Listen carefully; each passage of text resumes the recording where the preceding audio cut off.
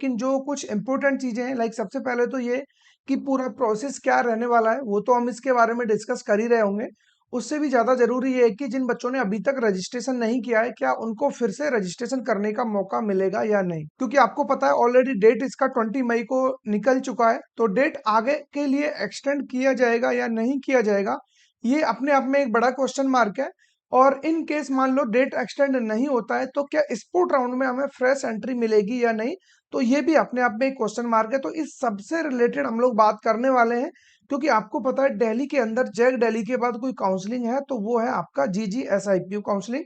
कुछ लोग इसको ओनली IPU भी बोलते हैं। तो ओवरऑल बात ये है कि लाइक इसके बारे में आपको पता है या नहीं, वो सबसे इंपॉर्टेंट चीजें हैं। ठीक है, अगर आपको कोई भी आइडिया नहीं है तो अभी आपको जस्ट 5 to 10 मिनट में सारा कुछ इसके बारे में पता चल जाएगा। तो बिना टाइम वेस्ट किए वो सीधा आप लोग स्क्रीन पर आ जाइए। और यहाँ लाइक आप देख सकते हो जो लास्ट इनका नोटिस निकला है वो है यहाँ पर एक तो फ्लो चार्ट हो गया कि किस तरीके से हमें इसमें प्रोसेस करना है। बाकी डेट एक्सटेंशन की अगर हम बात करें तो यहाँ पर कुछ कोर्सेज के लिए ऑलरेडी डेट एक्सटेंड किया गया है, लेकिन वो पर्टिकुलर कॉलेज है, देखो 20 मई का ही ये नोटिस है। और देख सकते हो कौन कौन से कोर्स के लिए यहाँ पर डेट एक्सटेंड हुआ है। जो भी बच्चा diploma in pharmacy, MBA, M.Tech, ठीक है, master in pharmacy, master of law, master of science, MBA आपका like disaster management, PG diploma in year, ठीक है, जो भी लाइक यहाँ पर आप लोग देख सकते हो। उसके अलावा यहाँ पर पोस्ट बेसिक BSc, उसके अलावा नर्सिंग, ठीक है, नर्स वगैरह के लिए, और यहाँ पर लाइक आपका MR और M प्लान। तो ये कुछ कोर्सेस हैं जिनके लिए डेट को एक्सटेंड किया गया है। हमारा क्वेश्चन है कि लाइक बीटेक के लिए डेट एक्सटेंड होगा या नहीं,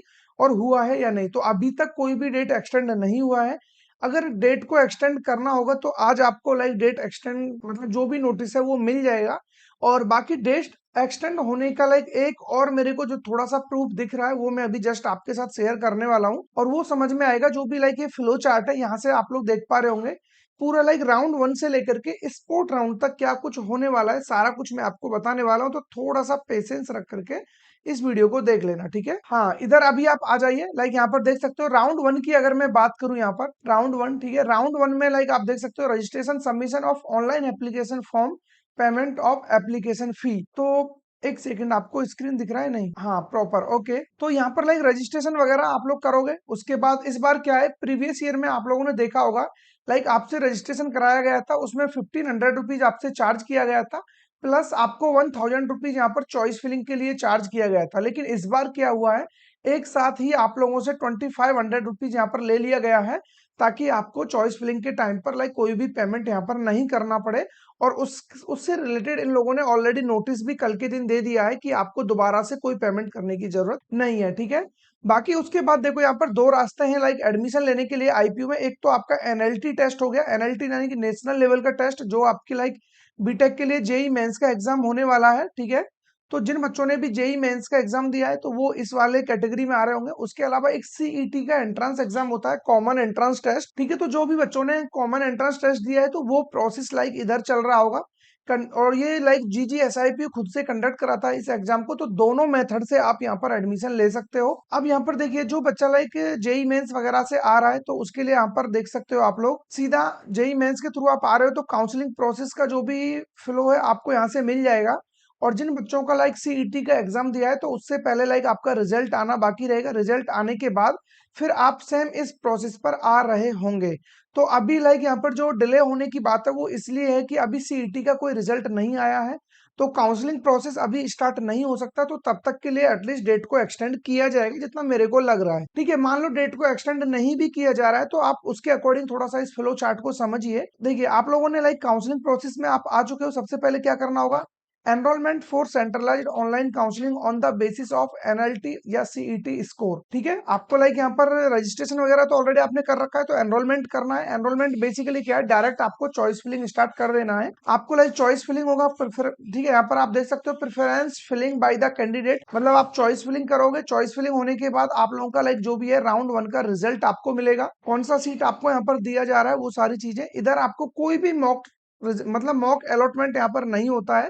जैसा कि आप जोसा में देखते हो कि चॉइस फिलिंग करने के बाद एक मॉक सीट एलोकेशन दिया जाता है कि एग्जैक्टली क्या कुछ आपकी रैंक पर मिल सकता है, तो यहाँ पॉसिबल नहीं है, ठीक है। हाँ, उसके अलावा आप देख सकते हो online verification of document allotted candidate, मतलब जिन भी बच्चों को सीट अलॉटमेंट होगा उन बच्चों का लाइक ऑनलाइन वेरिफिकेशन होगा।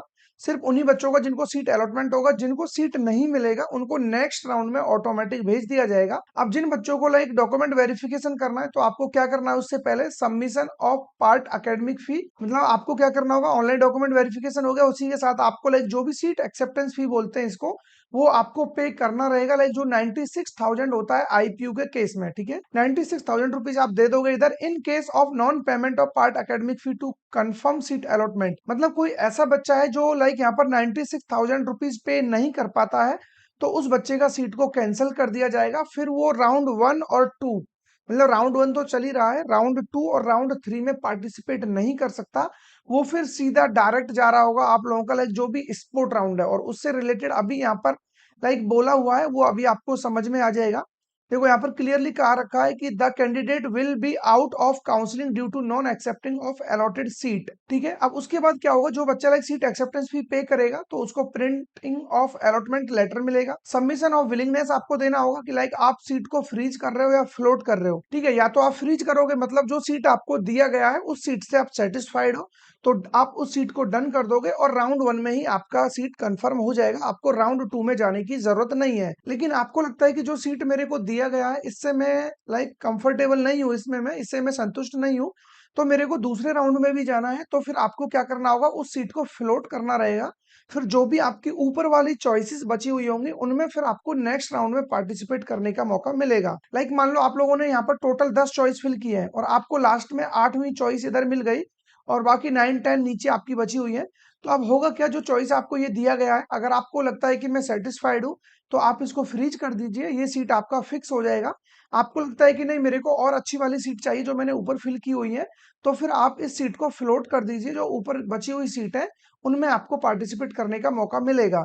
लेकिन जो नीचे वाली सीट है ये आपकी कैंसल आउट हो चुकी है, क्योंकि इनमें अब जाने का कोई चांस नहीं है, क्योंकि इससे बेस्ट चॉइस आपको मिल चुकी है। तो जो नेक्स्ट राउंड में ऊपर वाली चॉइसेस होंगी उनमें जाने का मौका मिलेगा, और आपको लगता है कि जो सीट दे दिया गया ये मेरे लिए सफिशिएंट है, मुझे अब ज्यादा भाग दौड़ में नहीं पड़ना है, तो उसको फ्रीज करिए, सीट आपका डन हो जाएगा, ठीक है। इन केस मान लो नेक्स्ट राउंड में कुछ अच्छा नहीं मिल पा रहा है और जो सीट आपने फ्री मतलब फ्लोट किया है, क्या वो सीट आपका नेक्स्ट राउंड में आपसे चला जाएगा? बिल्कुल नहीं।